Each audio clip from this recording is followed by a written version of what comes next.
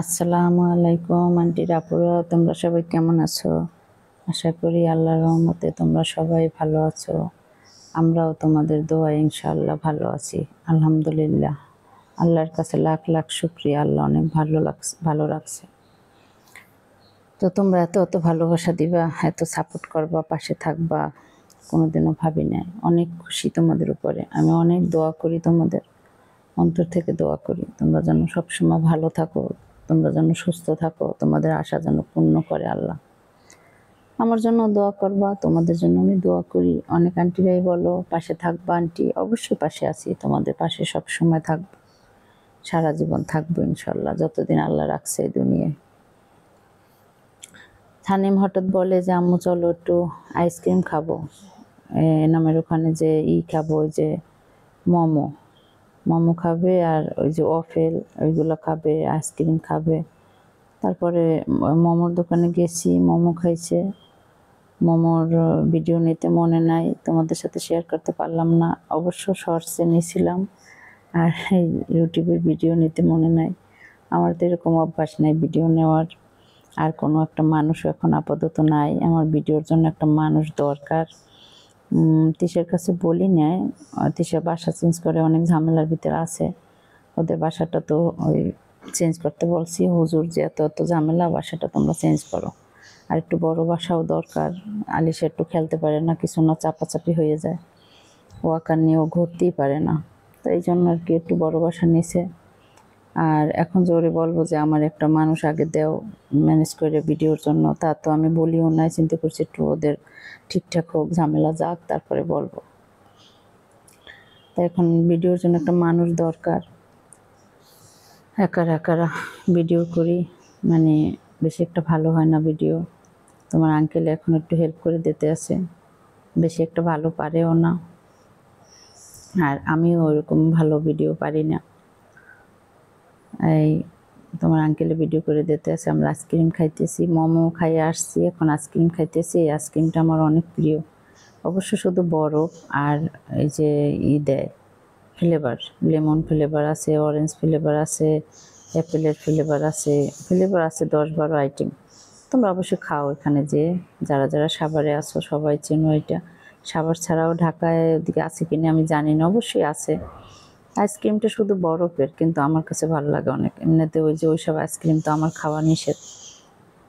কোন ice cream, Chocobar ice cream, ওই ice cream তো আমার খাওয়া নিষেধ, যেহেতু আমার ডায়াবেটিস আছে।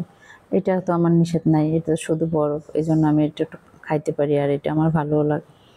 এই জন্য ওই এনামের ওখানে গেলে আমি আইসক্রিমটা খাই, 2-3টা খাই। তো একটা খাইছি, তারপর পরে আবার তোমার আঙ্কেল আমার আরও একটা আইসক্রিম নিয়ে দিয়েছে। ওই পেশে যাই আমরা চটপটি খাইছি, তারপরে ছানিয়া বাড়ি খাইছে, ওই যে মিট বক্স খাইছে। ভালোই মোটামুটি ঘুরছি। ওইখানে আবার যাইয়া 3-4 জন ফ্যান ফলোয়ারের সাথে দেখা হইলো, আসছে, আন্টি কেমন আছেন। আমার আবার একটা আন্টির সাথে দেখা হইলো, তারপরে সে ছবি তুললো। আরও কয়েকটা আন্টির সাথে দেখা হয়েছিল, তাদের সাথে একটু কথা বলছি। এখন আমি একটু ভাইরাল হয়ে গেছি, ভালোই দেখতেছি। বাইরে গেলে বলে আপনি তিশাপুর আম্মু না, এরকম বলে। ভালোই লাগে। কাছে আসছে, কথা বলছে, মনে হয় যেন আমি স্পেশাল, মনে হয় যেন কি, আসলে তো কিছুই না, আমি একটা সাধারণ মানুষ। তা বলে আন্টি আপনি অনেক ভালো, আপনার মনটা অনেক ফ্রেশ। তাতে কী হয়েছে, আমি ভিডিও করে দেখি কি আমি আলাদা কিছু? আমি তো একটা সাধারণ মানুষ, একেবারেই নর্মাল। আলিশা আমার কাছ থেকে দূরে যাইতে আছে, এই জন্য মনটা আমার একটু খারাপ, একটু না ভালোই খারাপ। মানে ও দূরে গেলে আমার কিছু ভালো লাগে না।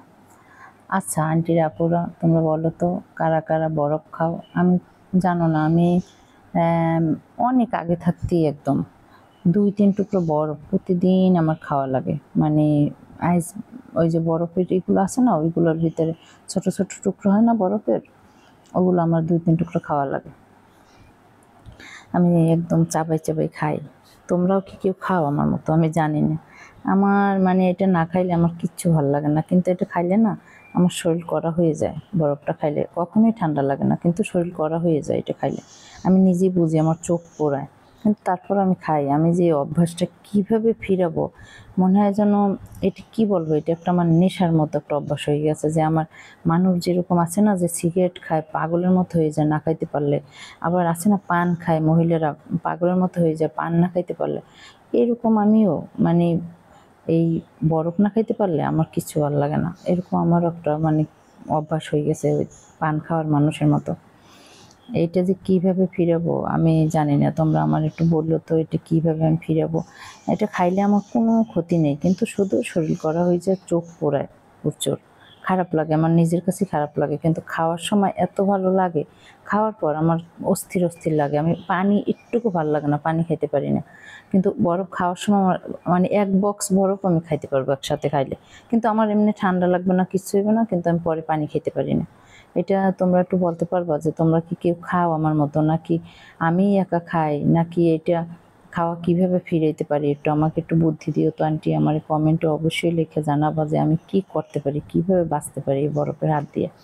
তা আমরা একদম কোনা একটা দোকানে আসছি, এই যে তোমার এই খাইতে, এই চটপটি খাইতে, ওই পাশে দোকানটায় অনেক মানুষ, এই জায়গায় আসছি। বেশি একটু ভালো লাগে না চটপটিটা, এই জন্য আমি খাই নাই পুরোটা, তোমার আঙ্কেল খাইছে। হ্যাঁ, এখন আমরা বাসায় যাইতেছি, বাসায় যাইতে যাইতে তোমাদের সাথে গল্প করতেছি। তো তোমরা জানাবা বরফের কাহিনীটা কিভাবে কি করব, কিভাবে এটা ফিরাইতে পারি, এটা জানাবা আমাকে, অবশ্যই জানাবা।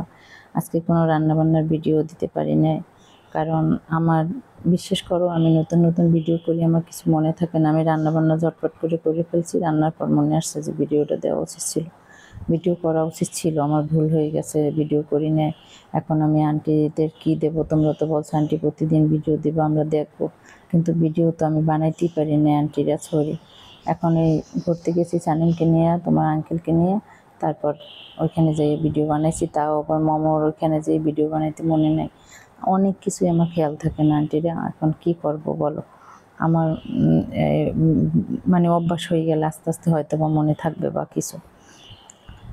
তা কে কে জানতে চাও, কি জানতে চাও, বা তোমাদের ভিতরে কি প্রশ্ন আছে, সব কমেন্টে জানাবা যে আন্টি আমরা এটা জানতে চাই, বা আপু আমরা এটা জানতে চাই, এটা বলো, বা এটা কি মানে তোমরা দেখছো যে যা জিজ্ঞেস করো আমি কিন্তু সবসময় বলি যে এইটা বা এটা, আমি কিন্তু সবসময় তোমাদের কমেন্টে রিপ্লাই করি, সবসময় কিন্তু আমি বলি সব কিছু জিজ্ঞেস করবো, সব কিছু বলবো ইনশাল্লাহ। কোনো আমি আমার আমার পাখির ছোট ছোট দুটো বাচ্চা ভিডিওতে দেখছো না, ওই বাচ্চা দুটো না, আমি একটা বাচ্চা মানে টিম করাইতে চাই। এটা তোমরা কি বলো? দেখো আমি তোমাদের সাথে ভয়েস ওভার দিচ্ছি আর বরফ খাইতেছি। এখন আমি একটা বাচ্চা ডিম করব না দুইটা বাচ্চা, মানে আমি হাতে পালতে চাই, ঘরে থাকবে ছাড়া, তারপরেও আমাদের গায়ে আসে উড়ে পড়বে। আমার অনেক আশা যে আমার সাথে সাথে থাকবে পাখি। আমি ছোটবেলা থেকে টিম করলে তাহলে হয় কি, একদম বাইরে গেল ওইটা আর উড়ে যায় না, একদম এমনভাবেই হয়। এটা তোমরা কি বলো আমাকে জানাবা, আমি কি টিম করব না করব না, দুইটা করব না একটা করব? পাখির বাচ্চা আছে অনেকগুলো, ওই সাইডে আছে 6টা, এই সাইডের হাড়িতে আছে 2টা, তাহলে কি দুইটা করব নাকি একটা করব? আমাকে তোমরা অবশ্যই জানাবা। তা তোমাদের সাথে অনেক কথা বললাম, কোনো রান্নাবান্নার রেসিপি আজকে নাই। তো ভালো থাকো তোমরা আন্টিরা আপুরা, দোয়া করবা। আল্লাহ হাফেজ।